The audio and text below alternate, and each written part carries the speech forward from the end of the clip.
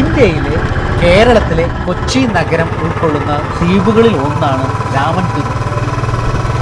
1967 നവംബറിലെ കേരള നിയമസഭയുടെ ലയന ഉത്തരവ് പ്രകാരം രാമൻതുരുത്ത് ദ്വീപ് കൊച്ചിയുടെ ഭാഗമായി പ്രഖ്യാപിച്ചു.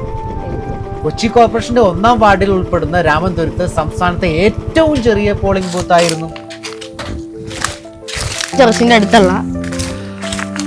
ഹലോ ഗായ്സ്, അപ്പൊ എല്ലാവർക്കും സ്കെച്ച് ആൻഡ് ട്രാവലിലേക്ക് സ്വാഗതം. അപ്പൊ ഇപ്പൊ നമ്മൾ നിൽക്കുന്നത് രാമൻതുരുത്തിലാണ്. രാമൻതുരുത്ത് എന്ന് പറയുമ്പോ രാമൻതുരുത്ത് എന്ന് പറഞ്ഞാൽ എന്താണെന്നറിയോ കുഞ്ഞു? രാമൻതുരുത്ത് എന്ന് പറഞ്ഞ പണ്ട് കാലത്ത് ഇവിടെ താമസിച്ചിരുന്ന ആസ്പിൻ വാൾ എന്ന് പറഞ്ഞ ഒരു കമ്പനി ഉണ്ടായിരുന്നു. ഈ കമ്പനിയുമായി ബന്ധപ്പെട്ട് തൊഴിൽ ചെയ്തിരുന്ന കുറെ ആൾക്കാർ ഇവിടെ ഉണ്ടായിരുന്നു. അവര് താമസിച്ചിരുന്ന ഒരു സ്ഥലമാണ് ഈ രാമൻതുരുത്ത് എന്ന് പറയുന്നത്. ഇന്നിപ്പോ നഗരം വളർന്നു, എറണാകുളം വളർന്നു, എല്ലാം വളർന്നു. പക്ഷെ രാമൻതുരുത്ത് മാത്രം വളർന്നില്ല. രാമൻ എന്നുള്ള പേര് സത്യത്തിൽ കേൾക്കുമ്പോൾ നമ്മുടെ നാട്ടില് രാമൻ തുരുത്ത് എന്ന് പറയുമ്പോൾ രാമൻ തന്നെ സ്ഥലങ്ങളെല്ലാം ഡെവലപ്പ് ആകേണ്ടതാണ്. പക്ഷെ എന്തുകൊണ്ടാണെന്നറിയില്ല, ഇവിടെ നിലവിൽ ഇപ്പോഴും കാട് പിടിച്ചും ഒക്കെ ആയിട്ട് നശിഞ്ഞു കിടക്കണേ. കുഞ്ഞു കുഞ്ഞു മയിലിന്റെ ഒച്ച കേൾക്കണണ്ട?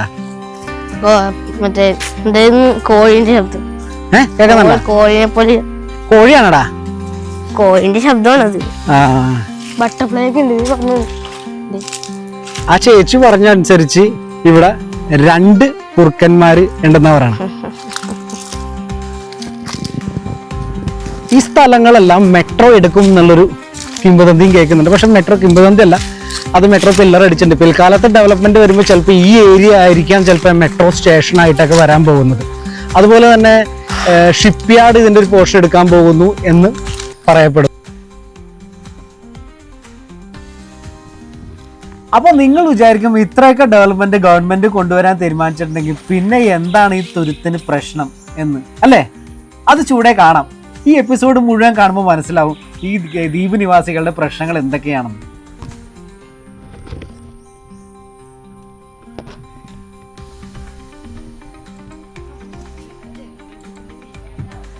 ദ്വീപിൽ ഞാൻ കയറി ചെന്നപ്പോൾ കണ്ട കണ്ടൽ കാടുകളുടെ കുറെ ശേഖരങ്ങളാണ് ഇത്. കണ്ടൽ കാടുകൾ കൊണ്ട് നിറഞ്ഞു നിൽക്കുകയാണ് അവിടുത്തെ പഴയ ബിൽഡിങ്ങുകളും എല്ലാം.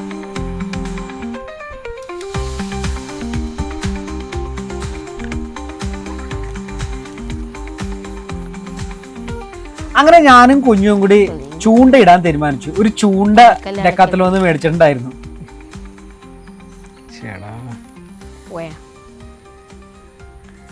അപ്പൊ നമ്മൾ ആദ്യമായിട്ട് ചെയ്യണോണ്ട് മഴ വരാൻ പോണേന്ന് തോന്നട്ടാ. നല്ല മഴ വരാൻ പോണേണ്, ഉറപ്പാണ്. നല്ല മഴ വരാൻ പോണേണ്. മഴ എന്നുള്ള വാക്ക് വായിൽ കിട്ടണില്ല. ഓക്കെ, അപ്പൊ മീനൊക്കെ കൊത്തുന്നുണ്ട്.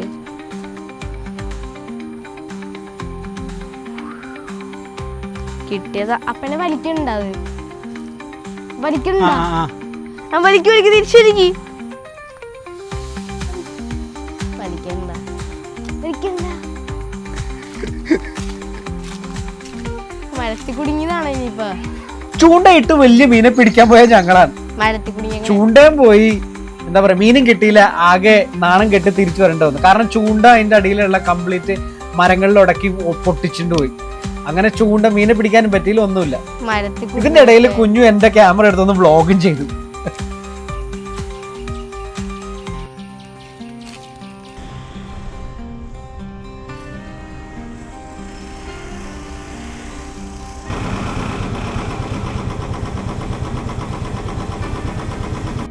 ഞാൻ വന്നപ്പോൾ ഈ വണ്ടികൾ ഇവിടെ വെച്ചേക്കണ കണ്ടോ?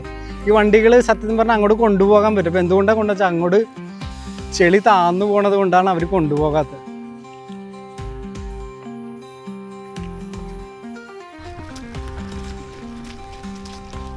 നോക്കിയേ, ഈ ദ്വീപ് നിവാസികളുടെ റോഡുകൾ എത്ര ദയനീയമാണെന്ന് നോക്കിയേ. വണ്ടി പോയിട്ട് നേരെ ചൊവ്വേ നടക്കാനും കൂടി പറ്റാത്ത രീതിയിൽ കാട് പിടിച്ചടക്കുന്ന റോഡുകളാണ്. ഇതൊക്കെ അധികാരികളൊന്ന് കാണണം കേട്ടോ. കാരണം മെട്രോ സിറ്റിയിൽ വമ്പൻ ഡെവലപ്മെന്റ് കൊണ്ടുവരികയും തൊട്ട് മുട്ടിക്കിടക്കുന്ന രാമൻതുരുത്തിലേക്ക് ഒന്ന് തിരിഞ്ഞും കൂടി നോക്കാതിരിക്കുക എന്ന് പറഞ്ഞു കഴിഞ്ഞാൽ വളരെ മോശമാണ്. നമ്മുടെ കണ്ടെയ്നർ ടെർമിനൽ ശരിക്കും പറഞ്ഞു കഴിഞ്ഞാൽ നമ്മുടെ ഒരു ഭാഗ്യം തന്നെ, കൊച്ചിക്കാരുടെ ഒരു ഭാഗ്യം തന്നെയാണ്. പക്ഷേ ഈ കണ്ടെയ്നർ ടെർമിനൽ വന്നതോടുകൂടി രാമൻതുരുത്ത് ആണ് ശരിക്കും നിർഭാഗ്യവശാൽ ആയിപ്പോയത്. കാരണം കണ്ടെയ്നർ ടെർമിനലിൽ ആ രാമതുരത്ത് എടുക്കുമെന്ന് അവിടുത്തെ പ്രവാസികൾ വിശ്വസിച്ചിരുന്നു, അവിടുത്തെ ആൾക്കാർ വിശ്വസിച്ചിരുന്നു. പക്ഷെ കുറച്ച് ഭാഗം മാത്രമേ കണ്ടെയ്നർ ടെർമിനലിൽ എടുത്തുള്ളൂ. ബാക്കി അവരുടെ ഒരു മൂല അല്ലെങ്കിൽ ആ ദ്വീപിൻ്റെ ഒരു മൂലവശം ഒരിക്കലും എടുത്തില്ല.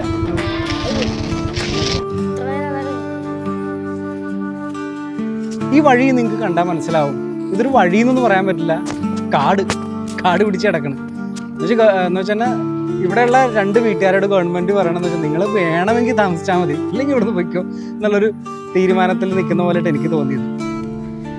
ഈ പട്ടി ഇവനും ആഗ്രഹിച്ചിട്ടുണ്ടാവും ഇതിലൂടെ ഒരു റോഡ് വന്നിരുന്നെങ്കിൽ തൻ്റെ യജമാനന് കാറും അല്ല അതേപോലെ തന്നെ ബൈക്കും എല്ലാം സുരക്ഷിതമായിട്ട് കൊണ്ടുവരാമെന്ന് ഇവൻ ആഗ്രഹിച്ചിട്ട് കാണും അല്ലേ?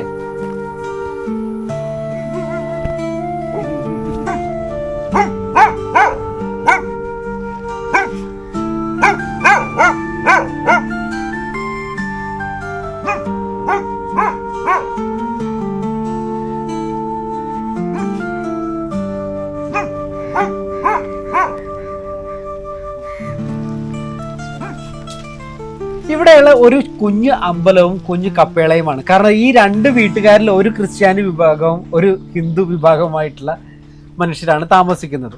അപ്പോൾ എനിക്കൊന്ന് ആ ക്രിസ്ത്യൻ വിഭാഗത്തിൻ്റെ വീടിൻ്റെ ഫ്രണ്ടിൽ ഒരു കപ്പേളയും മറ്റേ സ്ഥലത്ത് ഒരു ചെറിയ അമ്പലവുമായി കണക്ട് ചെയ്തിരിക്കുന്ന ഏതൊരു വച്ച ആരാധനയും അവിടെ.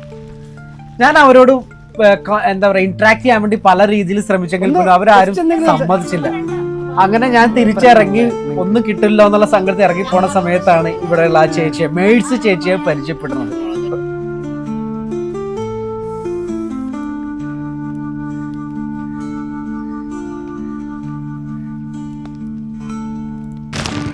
ഞാൻ ആ വീട്ടുകാരോട് സംസാരിച്ചപ്പോ എന്താന്ന് വെച്ചാൽ ആ വീട്ടുകാർ പറയണെന്ന് വെച്ച് കഴിഞ്ഞാൽ അപ്പൊ എത്ര പേരുണ്ട് ഇവിടെ? ഞങ്ങളുടെ 5 വീട്ടുകാരുണ്ടായിരുന്നു. ഇപ്പൊ 2 വീട്ടുകാരുകൾ എല്ലാവരും സൗകര്യമൊക്കെ മനസ്സിലായി. കുറെ ആൾക്കാരൊക്കെ അങ്ങനെ പോയി. പിന്നെ അവരൊക്കെ ഇപ്പൊ വീടും സ്ഥലമൊക്കെ മേടിച്ചിട്ടുണ്ട്. 2 പേരേ ഉള്ളൂ ഇപ്പൊ? 2 വീട്ടുകാർ മാത്രമേ ഉള്ളൂ ഇപ്പൊ ഇവിടെ. ഇപ്പൊ നിലവിൽ ഇതിന്റെ തൊട്ടടുത്ത് ഡെവലപ്മെന്റ് വന്നു എന്ന് വെച്ചാൽ എല്ലാ ഇപ്പൊ നമ്മുടെ കണ്ടെയ്നർ ടെർമിനലിൽ വന്നു, പാലം വന്നു, വൈപ്പിൻ പാലം, ഇതെല്ലാം കണക്ട് ചെയ്ത എല്ലാ ദ്വീപുകളും എറണാകുളം നഗരത്തിന് തൊട്ട് കിടക്കുന്ന എല്ലാ സാധനങ്ങളും ഡെവലപ്മെന്റ് ആയി. പക്ഷേ ഈ ദ്വീപിലോട്ട് എന്തുകൊണ്ട് ഒരു റോഡ് പോലും കൃത്യമായിട്ട് കൊടുക്കുന്നില്ല എന്നുള്ളത് നിങ്ങൾ ആലോചിക്കണം. ഇത് ഇടുക്കി പോലത്തെ റിമോട്ട് സ്പേസ് അല്ല, ഇത് എറണാകുളം നഗരത്തിന്റെ തൊട്ടടുത്ത് കിടക്കുന്ന അതിസുന്ദരമായിട്ടുള്ള ഒരു സ്പേസ് ആണ്. എന്തുകൊണ്ട് ഗവൺമെന്റ് ഇത് യൂട്ടിലൈസ് ചെയ്യുന്നില്ല?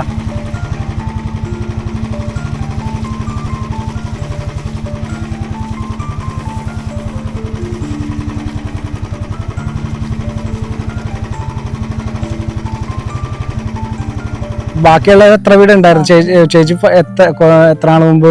ഞാൻ വന്നിട്ട് ഇപ്പൊ 50 കൊല്ലം കഴിഞ്ഞു. അപ്പൊ അത്രയും വീടുകൾ ഉണ്ടായിരുന്നു? ഇല്ല, ഇതിന്റെ ഉള്ളിൽ കുറെ വീടുണ്ടായി. കണ്ടെയ്നർ ടെർമിനലിന്റെ ഉള്ളിൽ. ഇത് എടുത്തില്ല, ബാക്കി അവര് അത് മാത്രമേ എടുത്തുള്ളൂ അല്ലേ? അത് മാത്രം ഇത് എടുത്തില്ല, അത് മാത്രം എടുത്തുള്ളൂ. ഇവിടെ ഇപ്പൊ നിലവിൽ 2 വീടുകൾ. 2 വീട്ടുകാരുള്ളൂ. ഇപ്പൊ ഇവിടെ റോഡ് വരാൻ ചാൻസ് ഉണ്ട്, അല്ലെങ്കിൽ നിങ്ങൾ സമരം ശരിയാക്കി തരാന്ന് പറഞ്ഞിട്ടുണ്ട്. മാക്സിമം ഞങ്ങളുടെ MLA ഓക്കെ അപ്പൊ ശരിയാക്കി തരാന്ന് പറഞ്ഞിട്ടുണ്ട്. ഈ കഥകളെല്ലാം കേട്ടപ്പോൾ മേഴ്സ് ചേച്ചിയെ വരയ്ക്കാതിരിക്കാൻ എന്നെ കൊണ്ട് പറ്റിയില്ല എന്ന് തന്നെ പറയാം. അങ്ങനെ മേഴ്സ് ചേച്ചിയെ ചിത്രം വരയ്ക്കാൻ ഞാൻ തീരുമാനിച്ചു. ഞാൻ വരച്ചുകൊണ്ടിരിക്കുമ്പോഴും മനസ്സിലിങ്ങനെ ആലോചിക്കണമായിരുന്നു, അന്ന് മേഴ്സ് ചേച്ചിയെ പുള്ളിക്കാരത്തിൻ്റെ ഹസ്ബൻഡ് കല്യാണം കഴിച്ചു കൊണ്ടുവരുമ്പോൾ ആ രാമതുരത്തിലേക്ക് കൊണ്ടുവരുമ്പോൾ ഉള്ള പുള്ളിക്കാരത്തിൻ്റെ സ്വപ്നങ്ങളും ആഗ്രഹങ്ങളും എന്തായിരുന്നിരിക്കാം. അങ്ങനെ മേരി ചേച്ചിയുടെ സ്വപ്നം നടക്കട്ടെ, അവിടേക്ക് വഴിയും പൈപ്പ് ലൈനും എല്ലാം വരട്ടെ. നമ്മുടെ അറ്റ്ലീസ്റ്റ് ഇതിന് ഇത്രയും ഏക്കർ കണക്കിന് സ്ഥലം കിടക്കുന്ന ഈ സ്ഥലത്തിന് എന്തുകൊണ്ട് ഗവൺമെന്റ് ഇതിനെ യൂട്ടിലൈസ് ചെയ്യുന്നില്ല? പൈപ്പ് വെള്ളം ഇല്ലെന്നാണല്ലേ? രാത്രിയൊക്കെ എന്ത് ഇവിടുന്ന് പോവാനും പിടിക്കാനൊക്കെ ആയിട്ട്? ഞാൻ ഇന്നലെ കാണുമ്പോ ഇവിടെ കുറുക്കനൊക്കെ ഉണ്ടായെന്ന്. കുറുക്കൻ ഇവിടെ ഓടി ഇന്നലെ ഞാൻ വന്നിട്ടുണ്ടായി. ഇവിടുത്തെ മന്ത്രിമാരും ചാനലുകാരും ഒന്നും വിചാരിച്ചിട്ട് നടക്കാത്ത പിന്നെ എങ്ങനെയാണ് താനൊരു ചെറിയ യൂട്യൂബുകാരൻ വിചാരിച്ചാൽ സാധിക്കുന്നത്? നമ്മൾ ഞാൻ നമുക്ക് സംസാരിച്ചു നോക്കാം. ഒരു സ്വരം പുറത്തോട്ട് വരുമ്പോഴായിരിക്കുമല്ലോ കുറെ സ്വരങ്ങൾ നമുക്ക് കൂടെ ചേരുകയും അതൊരു വലിയ സൗണ്ടായി മാറുകയും ചെയ്യുന്നത്. അങ്ങനെയല്ല ചെയ്യേണ്ടത്. ഈ വഴി നിങ്ങൾക്ക് കണ്ടാൽ മനസ്സിലാവും, ഇതൊരു വഴി എന്നൊന്നും പറയാൻ പറ്റില്ല, കാട് പിടിച്ച് കിടക്കണം. സ്വന്തം വീട് ഉപേക്ഷിച്ച് പോകേണ്ട ഒരു അവസ്ഥ, അത് വലിയ കഷ്ടം തന്നെയല്ലേ മാനസികമായിട്ടും എല്ലാം കൊണ്ടും. കാരണം ഒരു കാലഘട്ടത്തിൽ അവർ ഒരുമിച്ച് ജീവിച്ചിരുന്ന വെച്ചാൽ ആ ഒരു ദ്വീപിൽ നിന്ന് സ്വന്തം വീട് ഉപേക്ഷിച്ച് പോവുക എന്ന് പറയുമ്പോൾ എത്രത്തോളം വിഷമം ഉണ്ടാവും. ഞാൻ ചെന്നപ്പോൾ കാണുന്നത് മഴ പെയ്ത് വെള്ളം കയറി കിടക്കുന്ന വീടുകളാണ് കേട്ടോ, ഉപേക്ഷിക്കപ്പെട്ട വീടുകളാണ്. പക്ഷെ ഞാൻ വിചാരിച്ചു ഈ ചെറിയ ഭംഗിയുള്ള വീട്ടില് ആൾക്കാരുണ്ടാവും എന്ന് വിചാരിച്ചു. ഞാൻ ചെന്നപ്പോ മുറ്റം കംപ്ലീറ്റ് വെള്ളം കയറി കിടക്കണയാണ്. ഞാൻ ഒന്ന് ചെന്ന് മുട്ടി നോക്കി, ആരെയും കണ്ടില്ല. അപ്പോഴും എനിക്ക് വിചാരിച്ചില്ല അവിടെ അവർ ഒഴിഞ്ഞു പോയേക്കണതാണെന്ന്. ഞാൻ മുട്ടി നോക്കി, ഒന്ന് വിളിച്ചു നോക്കി, പക്ഷെ ആരെയും കണ്ടില്ല. അവരുപയോഗിച്ച സാധനങ്ങളും അരകല്ല് അങ്ങനെ അങ്ങനെ സാധനങ്ങളൊക്കെ ഇങ്ങനെ കിടക്കുന്നുണ്ട്. ആരുടെ വീടാണാവോ, എന്തോ മനസ്സിനൊരു വിഷമം തോന്നി.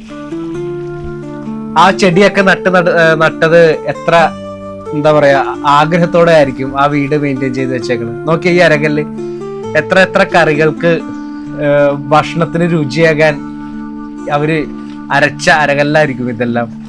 അടുക്കളയാട്ടോ, എല്ലാം നശിച്ചു.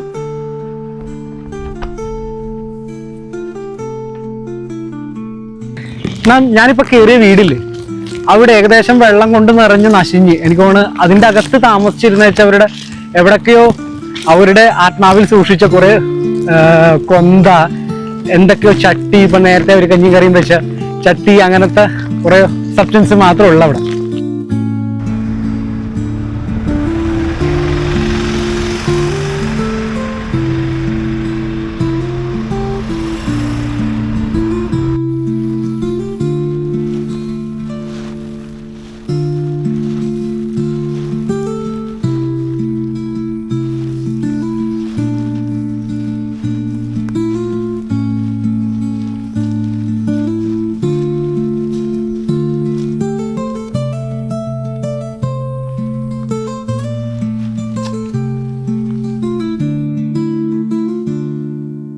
പോയ കുറെ വീടുകളാണ് നമ്മൾ ഈ കാണുന്നത്.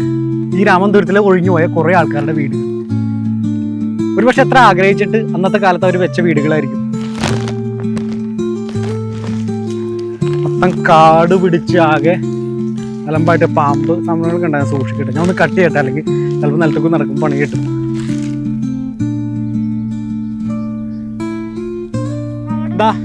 ആ കാണുന്നതാണ് നമ്മുടെ മറൈൻ ഡ്രൈവ് എന്ന് പറയുന്നത്.